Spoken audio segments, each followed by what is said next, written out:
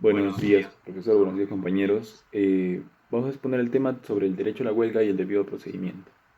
Los integrantes de este grupo somos Melissa Escobedo Núñez, Carmen Rosa Chura González y el presidente Roy de la Cruz Camero. El primer punto son los hechos relevantes.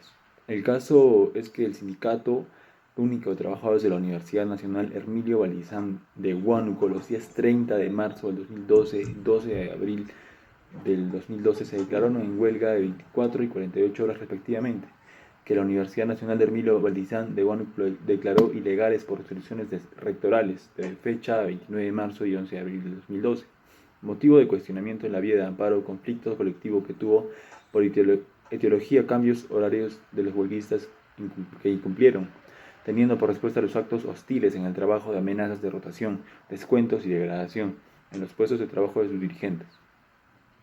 Para la universidad, las huelgas las declaró ilegales por tres cuestiones formales. El primero es el plazo para llevarlas a cabo, puesto que el sindicato para la primera acordó 2 días y respecto del segundo, 3 días, cuando el artículo 73 dice lo contrario. El texto único ordenado de la Ley de Relaciones Colectivas del Trabajo lo fija en 5 días. Y 2, porque no existía conflicto por resolver. Y 3, un proceso judicial por mutatis mutandi y el horario estaba en curso.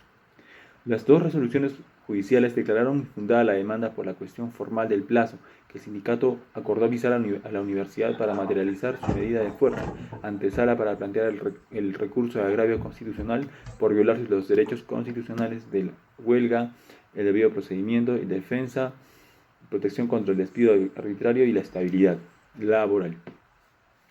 Ahora vemos la posición jurisprudencial. El pensamiento jurisprudencial de los magistrados que han resuelto el fondo de la causa es enriquecedor. Al tratar una gama tan importante de asuntos pocas veces resueltos en sede judicial, en lo que se contraponen derechos fundamentales sustantivos al trabajo y de la empresa, y el de huelga, la facultad disciplinaria del empleador, pero también los derechos los de naturaleza adjetiva, tales como el incumplimiento de la forma, puede subordinar a no tratar el fondo del asunto. El vacío legal debe permanecer tal cual o es menester rellenarlo en armonía con el principio fundamental de que los jueces están obligados a suplir las deficiencias de la ley y al administrar justicia. Que suceda el obligado al cuestionar un acto anulable lo confirma en primer momento, pero después puede negar su confirmación ya declarada, teoría de los hechos propios. Bien, el que el ordenamiento legal se dirija por una unidad general que la gobierna, teniendo en su vértice la Constitución y leyes infraconstitucionales que en descenso tratan de regular todo lo cierto que es. No obstante, el cuidado de todo que esté regulado, el vacío legal existe y es frecuente. Continuando con mi compañera. Bueno, continuando con la exposición, voy a tocar el punto 3, primacía del derecho de huelga sobre los efectos de forma.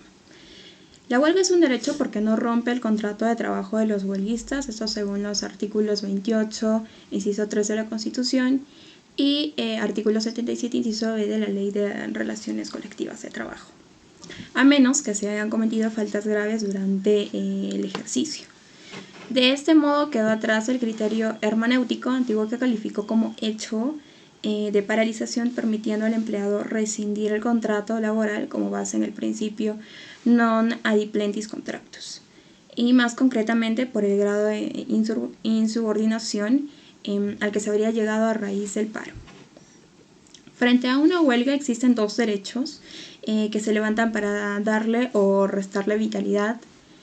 Por un lado está la del empleador, en tanto propietario de los medios de producción, sumido a una serie de compromisos que debe cumplir, apoyado en el trabajo de sus dependientes, y del otro el derecho de los trabajadores de parar por los motivos que expresen al declarar su medida de fuerza.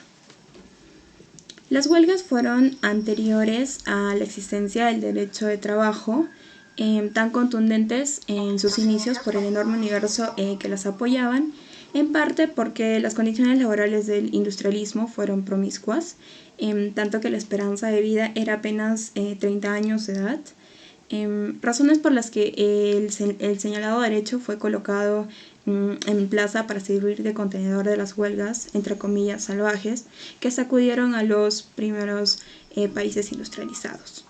Sin embargo, a pesar de este prolongado andar, los empleadores jamás han querido convivir con este derecho fundamental de huelga que persiste en la época de intolerancia a este mismo derecho, o para decirlo en términos más agudos, el carácter virreinal patronal que persiste en el medio.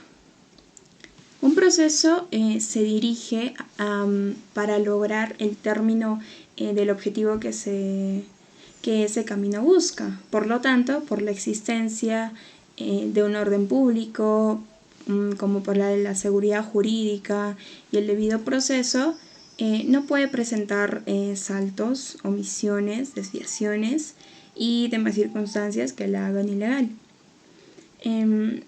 La sentencia del Tribunal Constitucional va mucho más allá al sostener de manera concluyente, primero, que judicializar un derecho laboral no resuelto no es argumento válido o legítimo para restringir el derecho de huelga, y dos, la huelga no solo es un vehículo para negociar o retomar la senda de la negociación, ya que esta es válida para brindar respaldo a un sector en específico, por ejemplo, para en la situación de requerir el permiso del empleador para cumplir con tal cometido.